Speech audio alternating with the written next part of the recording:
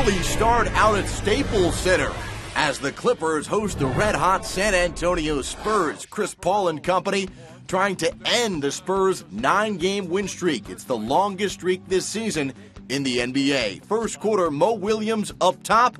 Blake Griffin in traffic putting it down. Great timing by both Williams and Griffin. Clippers led 21-12. More from the high-flying Blake Griffin. Spins away from the defender. It's 23-12 Clippers. On to the second quarter. Tony Parker has been on fire, but here, off target, Tony Parker, well, he's got some friends in Tim Duncan, who had 11 and 17. That tied the game at 43. Final seconds of the half, and Tony Parker, he's not going to miss on that to give the Spurs a 2-point advantage. We go to the third quarter. Randy Foye had a phenomenal game from downtown, ties the game up at 65-65. Kenyon Martin, been great on the defensive end his first couple of games with the Clippers, and it ends up with another Blake two-handed stuff. What a pass by Eric Bledsoe. 67-65 Clippers. Fourth quarter, Chris Paul driving through the lane. Clippers out in front by 91-90. Now Tony Parker in the final 35 seconds drives, gets fouled. The foul was called on Blake Griffin, who appeared not to be next to Parker. Tony Parker hits 2 free throws to give the Spurs the lead. Tony Parker had 30 points and 10 assists. 19 seconds to go.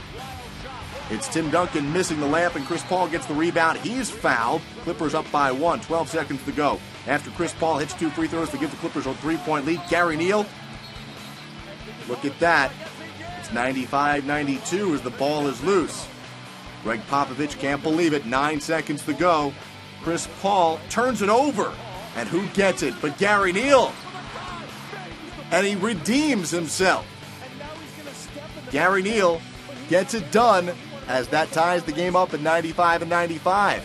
But the game is not over yet after that clutch bucket by Neal.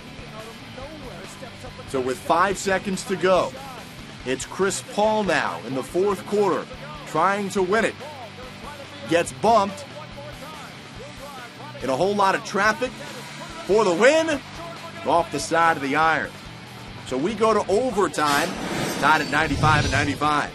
Great ball movement here by the Spurs, and it ends up in the hands of Matt Bonner, who drills the 3 to give the Spurs the lead by 1 in overtime. Blake Griffin goes for the dunk, fouled hard by Tim Duncan. Oh, that's a tough one. Blake would go to the line, missed the first free throw, but he would step to the line once again, and the second is good. So we're tied again, 98-98. Now it's Tim Duncan kicking it out across the court once again to Gary Neal. 3 of his 17. He was 5 of 8 from downtown. 101-98 San Antonio. 14 seconds to go in overtime.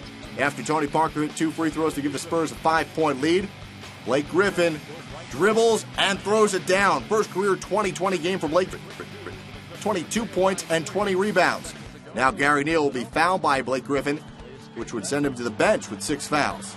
Gary Neal goes to the line, misses both free throws. So 7.4 to go. Chris Paul, the 3, off the mark for the tie, and San Antonio hangs on to win its 10th straight game, 103-100.